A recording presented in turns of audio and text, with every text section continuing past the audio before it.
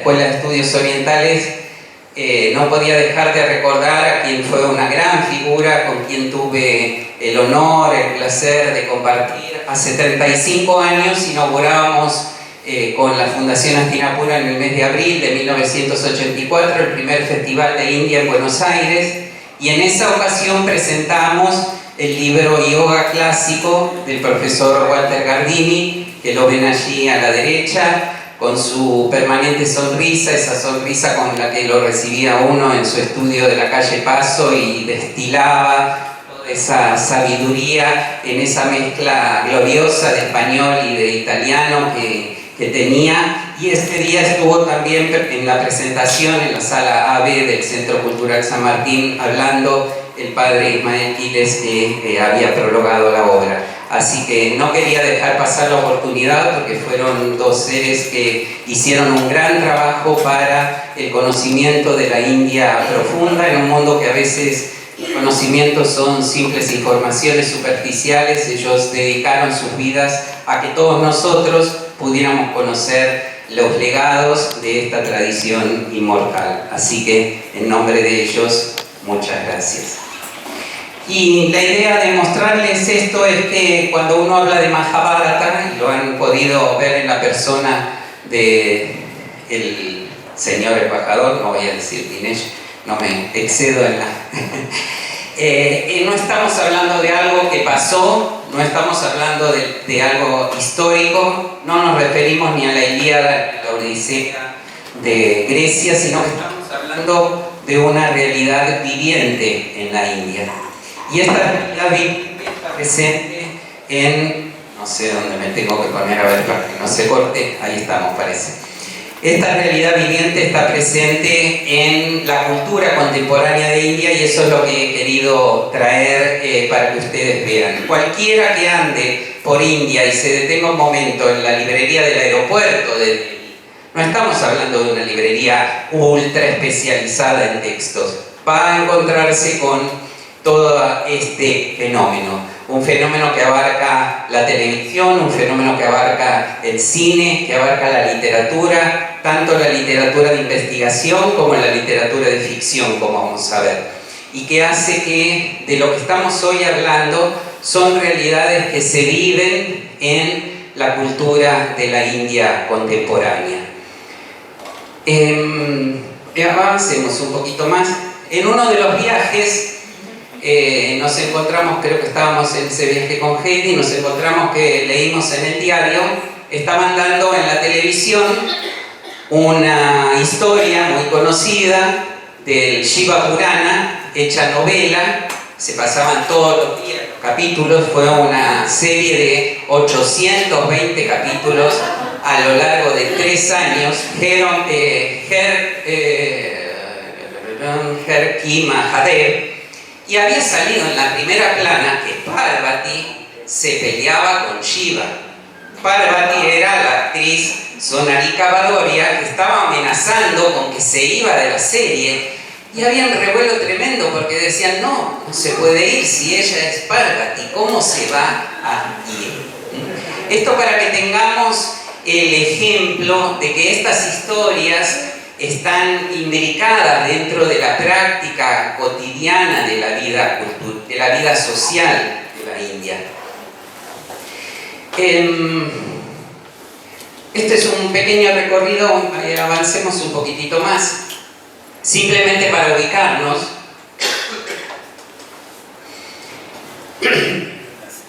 El señor embajador nos dijo que todas estas historias son historias sagradas. Eso tiene una categoría dentro del panorama de las llamadas escrituras de la India que se llama Itihasa, que quiere decir claramente esto así ocurrió.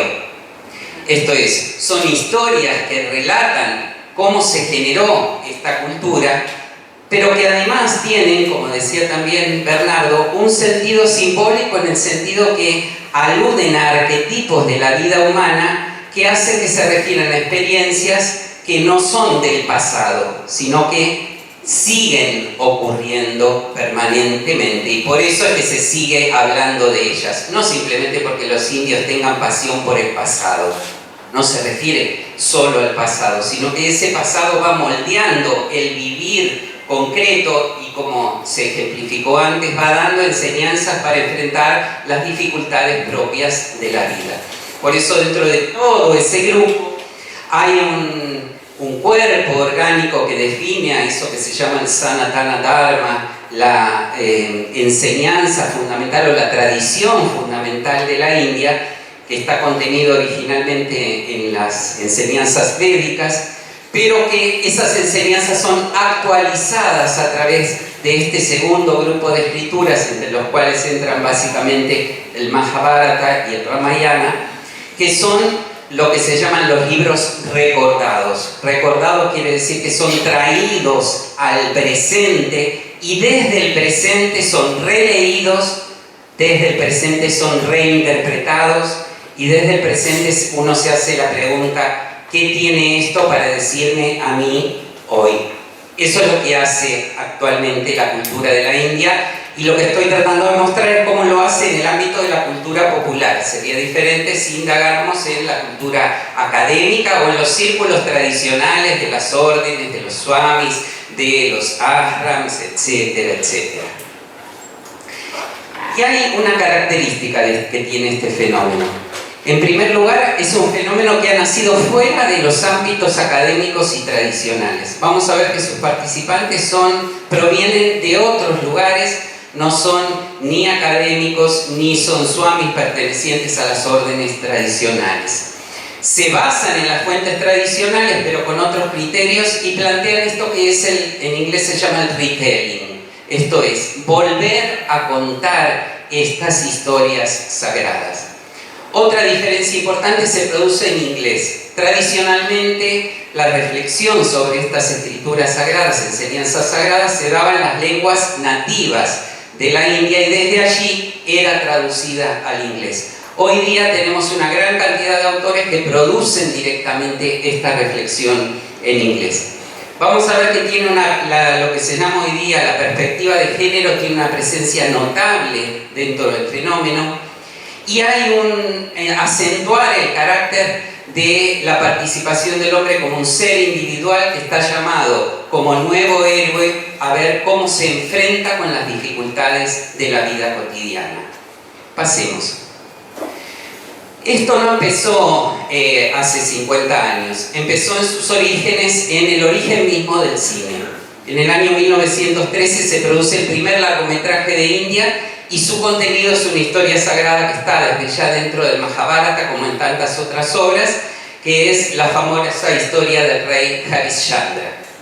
Una historia tremenda, desgarradora, de lo que es el sentido, la encarnación de ese Dharma, de este hombre que compromete su palabra y por su palabra es capaz de entregarlo todo, porque su palabra y el Dharma en torno a su palabra así lo marca. Fue una película que marcó justamente el inicio de hoy día una de las grandes industrias de la India, pero fíjense cómo marca la tradición sagrada para lanzarla. Pero modernamente hay un hito en cuanto a la introducción de todas estas historias en la cultura popular de la India, que está dado en el año 1967, por un personaje con ansias bastante parecidas, como contaba Hugo, a las ansias que tenía este bengalí, Anand Pai, a quien luego cariñosamente en India lo llamaron Uncle Pai. Era un joven caricaturista que se encontraba en el año 1967 caminando por Carol Bagh. Quienes conocen de él y saben que es uno de los barrios más comerciales, y se detiene en un negocio en una esquina porque ve una televisión. En el año 67 poca gente en la India podía ver televisión. Y en la televisión la cadena Doordarshan, que es una de las cadenas oficiales, estaba organizando un programa de preguntas y respuestas. Entonces le preguntaban a niños de la escuela: ¿quién es la madre de Rama? Rama es el personaje central de la epopeya del Ramayana. Ninguno pudo contestar. Y luego le preguntan: díganme quiénes son los principales dioses griegos del Olimpo. contestaron todos. Entonces Anandpai se dio vuelta y dijo: qué triste, nuestra cultura, nuestra gente está perdiendo las raíces de nuestra cultura. Necesitamos traer nuevamente la cultura al conocimiento popular de toda la gente. Lo vamos a hacer a través de las historietas. Él acababa de ser contratado por una empresa india que lanzó en la India la historieta famosa del Phantom, ¿sí? Fantomas, nosotros lo conocimos como Fantomas. Y entonces fue a su editorial y dijo: vamos a lanzar una gran colección. ¿Qué va a tener de contenido? Las historias sagradas de la India. Imagínense lo que habrán pensado de él. 50 años después, vamos a ver la imagen siguiente. Esta es una muestra para los que no la conocen. 50 años después, Samar Chitrakata ha editado más de 100 millones de ejemplares de estos números, más de 300 ejemplares, y han constituido en los últimos 50 años una gran difusión para que India, en ese gran avasallamiento cultural que a veces sufren los países cuando son invadidos, pudiera recuperar el papel de sus héroes, como vemos ahí algunos de los números, y en el siguiente también. Aquí tenemos la convención de cómics del año 2017, y este es, para que vean, un exhibidor en una foto que saqué la semana pasada cuando estuve en India, de las Samar Chitrakata exhibidas para la venta allí. Una segunda etapa comenzó en el año 1988. No nos funciona ahora para escucharlo, pero sí les quiero contar un relato personal de alguien a quien entrevistamos para que tengan idea de qué pasó. Y dice así: aunque tenía 6 años, aún puedo recordarlo bien. No era un domingo más. Es cierto que siempre mamá nos preparaba, nos vestía y nos sentábamos por la mañana frente al televisor. Pero aquel domingo del 2 de octubre de 1988 fue diferente. Aún faltaban 2 horas para ver nuestra serie favorita, Motu y Patlu, que son la versión india de El Gordo y el Flaco, que nosotros conocemos. Sin embargo, con sorpresa, empezaron a llegar a nuestra casa muchos de nuestros vecinos, tal como solían hacer cada vez que algo importante aparecía en la TV, pues en el pueblo nuestra casa era una de las pocas que tenía televisor, así que no era extraña su presencia. Pero no sabíamos aún qué era lo que estaba por ocurrir. Dieron las 9 y el rugido de una caracola anunciando el inicio del capítulo 1 de la serie nos sorprendió. Años más tarde nos enteraríamos que estábamos asistiendo al inicio de un evento que sería un hito en la historia de la televisión de la India. Significó el lanzamiento de la serie Mahabharata, producida por el gran Chopra, junto con su hijo.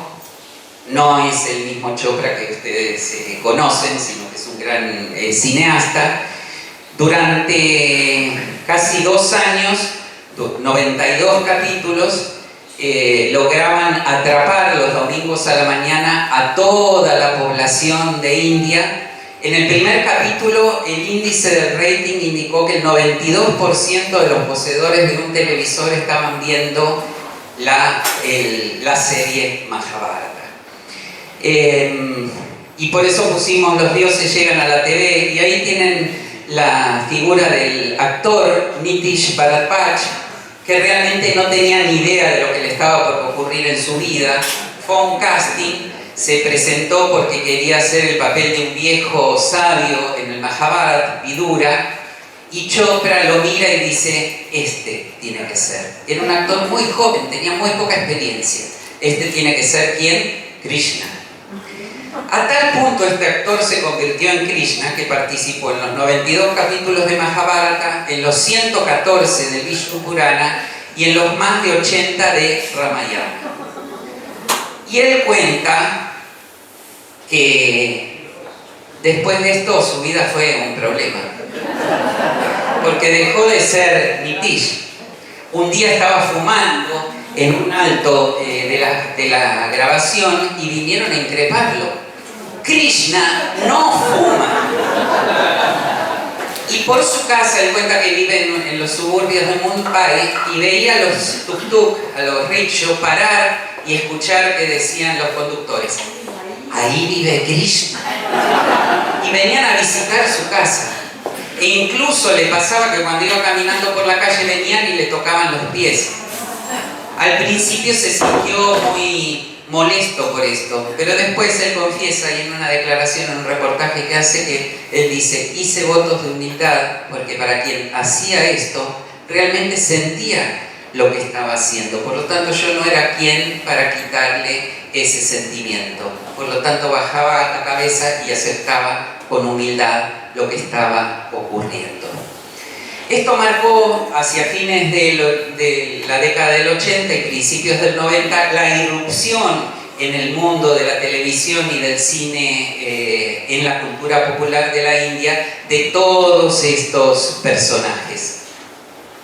Y una tercera ola que al investigarla ubiqué en el año 2003, a partir que la llamaríamos la ola literaria, a partir de la obra de un famoso guionista de cine, Ashok Banker, que en el año 2003 empieza a escribir una serie sobre Ramayana y luego hace unos pocos años se ha lanzado a escribir una nueva serie sobre Mahabharata. Al día de hoy se ha mudado a Estados Unidos, vive en California y hace unos años que está tratando de convencer a la Disney de hacer la versión animada del Mahabharata. Banker lo que genera es la aparición en el campo de la literatura popular de India, escrita en habla inglesa, de tres géneros básicamente. En primer lugar, esto que se llama el retelling, esto es volver a contar las historias desde el criterio y desde la perspectiva de una persona que vive hoy día en el siglo XXI. Y ahí evidentemente el gran personaje es el que tienen sobre la izquierda, Amish Tripathi, un banquero que hasta el año 2010 recibía a clientes deseosos de invertir y que a los 36 años decidió colgar los botines, como decimos nosotros aquí en porteño, esto es dejar de lado lo que venía haciendo y decir: me voy a dedicar, por los recuerdos que tengo de las historias de mi niñez, a reescribir estas historias. Y así, sí. Claro, entonces, así como Banker hizo el retelling, Amish genera el segundo grupo, que es lo que se llama la ficción mítica. Esto es tomar los personajes que son históricos, pero construir con ellos un género de ficción, como lo que de pronto conocemos nosotros hoy día en Occidente con lo que ocurrió con el famoso Señor de los Anillos. Esto es, tomar figuras que pertenecían a las historias sagradas de antiguas culturas, pero reescribirlas con un nuevo contenido. Y a partir de ahí empieza a abrirse un panorama impresionante, hasta el punto que hoy día uno va a una librería y encuentra historias tipo el Código Da Vinci, como lo que escribió Dan Brown, pero es el Código del Mahabharata. Historias inspiradas en los personajes del Shiva Purana. Lleva vendidos aproximadamente más de 4 millones de ejemplares de sus distintas obras. Incluso hace un año acaba de lanzar un libro de no ficción, Immortal India. Vieron que cuando un autor vende mucho le piden que escriba lo que sea posible, y entonces escribe todas sus opiniones sobre los valores que cree propios de su Mahabharata. O sea que al día de hoy tenemos en inglés 8 ediciones. La de Ganguly más las 2 antiguas que existían, 2 que se realizaron en Estados Unidos, que en general una de ellas es la que más se usa en los ámbitos escolásticos. Luego la de Vivek de Broglie, y ahora tenemos también la de Menon.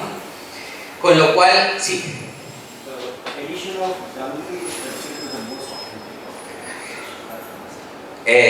Nos recuerda el señor embajador que la edición de Ganguly, que es justamente la original y de la que Hugo hizo la traducción, es considerada la más auténtica porque, aparte, como él explicó, Ganguly lo que hizo fue reunir diferentes tradiciones que existen, porque incluso existen ediciones del Mahabharata no solo en sánscrito, sino en otros idiomas locales, que a veces incluyen cambios en las historias. Entonces, por eso el gran trabajo que hizo Ganguly. Con esto lo que queríamos mostrarles es que eso que en los textos se llama la tradición viviente es un fenómeno que ocurre en la realidad. Esto es, cada nueva generación toma los elementos que ha recibido y elabora con ellos. Lógicamente, en esa elaboración están las cosas que se atienen más a lo estrictamente, al contenido estricto de los relatos tradicionales, están los contenidos de ficción, y me olvidé de traerlo, pero cuando estuve ahora el sábado en una librería, miraba en los estantes de una librería y estaba la obra de la historia de la filosofía hindú que tradujo Hugo, y pegada al lado las 50 sombras de Grey. ¿Sí? Bueno, pero eso es lo que ocurre cuando las cosas se conocen. Cuando no se conocen no hay problema de que pase esto, pero no pasa nada. Simplemente el conocimiento permanece aislado y dirigido solo a una determinada élite. La tradición llamada Itihasa nació porque el gran sabio que la encarna, que es Vedavyasa, sintió que esa enseñanza no podía quedar limitada a las clases que podían recibir la enseñanza védica y tenían que hacerse accesibles a todos los seres. Y la vivacidad de esa tradición, entonces llamada Smriti, continúa a través de esta interpelación que hace a las nuevas generaciones.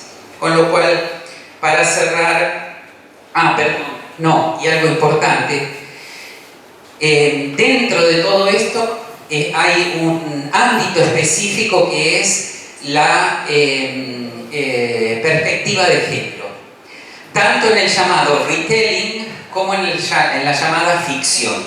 Por un lado tenemos uno de los ejemplos ahí, Chitra Banerjee Divakaruni, que vuelve a relatar el Mahabharata desde la perspectiva de Draupadi, que es lo que tiene para decir Draupadi. Y nosotros en particular en Buenos Aires tuvimos la gracia de tener a la gran maestra bastante joven de Bharatanatyam, Janaki Rangarajan, que en 2017 estrenó aquí en Buenos Aires el espectáculo Unraveled, en el que, siendo una eximia bailarina de danza clásica, sin embargo, toma la palabra a lo largo del espectáculo. El espectáculo consiste en narrar la historia de quién fue Draupadi, no a través de los hombres que la narraron, sino a través de sus propias palabras. Y al hacerlo, cosa totalmente prohibida en el arte clásico de la danza, toma la palabra en el escenario. Y además de tomar la palabra en el escenario, se viste de blanco y de rojo. Blanco el color de Sarasvati, rojo el color de Lakshmi. El único que logra hacer que Lakshmi y Sarasvati estén juntos, se dice en la representación tradicional, es Vishnu. Cuando Vishnu está, Sarasvati y Lakshmi conviven. En general dicen que cuando Vishnu se va, esto es cuando Dios no está, o aparece la sabiduría y se va la prosperidad, o aparece la prosperidad y se va la sabiduría. Sin embargo, cuando Lakshmi está presente, cuando Dios está presente en la vida, conviven la sabiduría y la espiritualidad. La sabiduría y la prosperidad, la riqueza. Y ahí Janaki en el espectáculo encarna a las dos diosas y toma la voz diciendo, y citamos, qué tontos son los hombres, yo soy la tierra, no puedo ser atada ni conquistada, por lo tanto tira Dushasana, tira y libérame a mi estado natural de libertad. Para quienes conocen la historia, saben que se refieren a ese acto, uno de los actos más tremendos del Mahabharata, en el que es cuestionada su dignidad en público. Y simplemente como una muestra de la ficción literaria, la ven ahí Trilladas, Miss Draupadi Kuru, la ven subida a un auto. Esa es Draupadi que llega a Delhi junto con Amba, Punti y Gandhari en nuestro siglo, montando un auto que desciende de los cielos y se asombra de ver cuántos derechos han perdido las mujeres en la vida actual en relación a los que tenían cuando vivían en la corte. Fíjense cómo los personajes penetran la vida de las personas y las llevan a expresar a través de ellos las cosas que tienen que decir. Y cerramos, por último, creo que tenemos una más, la última. Bueno, no podemos ignorar que hay un elemento que incide sobre la política y que se alimenta también de la política, que es el resurgimiento del nacionalismo en la India y la manera en que, eso es el nombre del Hindutva, las ideas políticas del nacionalismo en la India, que alimentan todas estas tradiciones, que se alimentan de ellas. Simplemente como un dato, es todo un tema en sí mismo, no lo vamos a desarrollar, pero como para no dejarlo al margen. Y una más,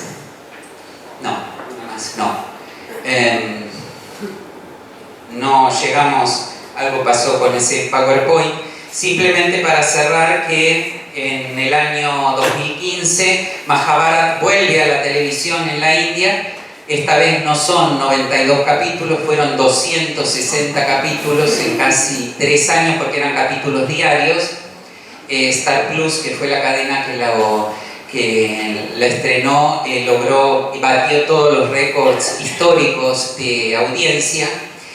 Esto en cuanto a volver a contar la historia. Y en cuanto a la ficción, muchos incluso aquí lo pueden haber visto, fue lanzada en el 2016 y luego fue distribuida mundialmente por la cadena Netflix, la serie Dharmakshetra, en que se recrea una ficción de un juicio en el que durante 26 días los 26 personajes centrales del Mahabharata son llevados a juicio y Dinesh hoy lo mostró claramente, estas decisiones conflictivas que a veces los personajes tienen que tomar, y que cuando uno se replantea esas decisiones, por lo tanto tiene que vincularse con su propia vida y decir, bueno, ¿qué peso tienen mis decisiones en mi propia coyuntura de vida? Porque él explicó claramente el sentido del propio Dharma, ese Swadharma que dice. Esto es, ¿qué estoy llamado yo a hacer en una circunstancia concreta? Y por eso desde esta ficción van pasando todos hasta Krishna. Krishna no se salva porque aparte es uno de los que muchas veces más contrasta con sus decisiones al supuesto Dharma interpretado. Simplemente vamos a cerrar con una imagen que es un espacio que muchos pueden haber visitado en la India, al norte de Delhi, a unas 4 o 5 horas se encuentra el lugar Kurukshetra, la ciudad de Kurukshetra, sede de una importante universidad de India. Y ahí en particular se encuentra el campo en el que esta batalla tuvo lugar, porque como bien explicó Dinesh, estos no son hechos referidos a la imaginación de los autores, y allí hay un árbol bajo el cual se cree que se dice, y está la imagen de que Arjuna, que entre paréntesis no podemos dejar de mencionar que Arjuna y Argentina estamos muy ligados, porque Arch en sánscrito es lo que brilla, y nosotros nos llamamos Argentina porque el signo plata es argentum en latín, y desde ahí derivó a que cuando los conquistadores llegaron, vieron brillar a nuestro río y nos llamaron Argentina, la que brilla como la plata.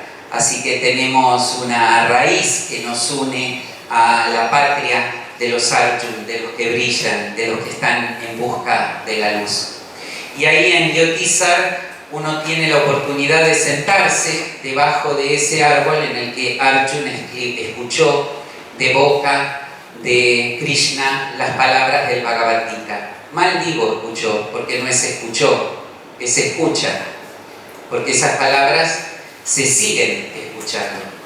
Se siguen escuchando debajo de ese árbol, se siguen escuchando en el jardín de los ciervos, en Sarnath, donde el Buda sigue hablando.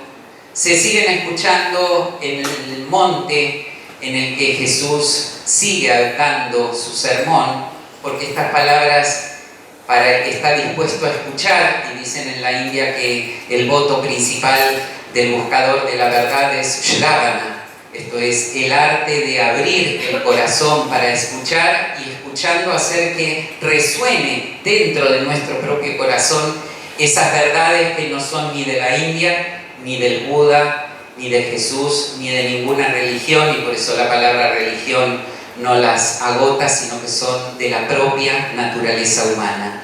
Y esa es la gracia que Hugo a través de su obra nos permite, porque cuando vayamos a leer, recordemos que no vamos a leer, vamos a escuchar, vamos a disponernos en esa atenta escucha a la que nos invitan los eternos sabios de la India. Hemos tenido la oportunidad de estar en el Vyasa Gufa, a 4.200 metros de los Himalayas, en una cueva, donde en uno de los pocos lugares que los indios ponen las referencias históricas, dicen aquí hace 5.117 años fue escrito el Mahabharata por Vyasa, y cuando entramos dentro de esa cueva, que era como chiquita como esa esquina, no encontramos algo histórico, encontramos un pandit que estaba predicando ante 7 personas que no entrábamos más ahí, diciendo: Vyasa no pasó, Vyasa está vivo, y Vyasa sigue enseñando, y Vyasa está presente a través de su enseñanza. Y increíblemente estábamos con Heidi y no podíamos creer que nosotros sabíamos que eso era así, porque Hugo y toda la obra pedagógica que Ada Albrecht ha iniciado en la Fundación Hastinapura mostraba claramente que era así, y que ese pandit no hablaba del pasado, hablaba de lo que sigue ocurriendo. Cada vez que un alma se dispone a escuchar, hay un sabio que se dispone a ser instrumento de la verdad divina, y esa es la gracia que hemos tenido todos los que inexplicablemente no sabemos cómo la sabiduría cruzó nuestras vidas, y como es demasiado lo que hemos recibido, tratamos cada uno desde su lugar, Hugo, Carlos, Bernardo, Dinesh, Gustavo y cada uno de los que estamos aquí sentados, ser eslabones en esta eterna cadena, como dicen en India, del Sanatana Dharma, de aquella enseñanza que no tiene inicio y no tiene fin. Así que desde ya, muchísimas gracias a ustedes y a todos los que me precedieron.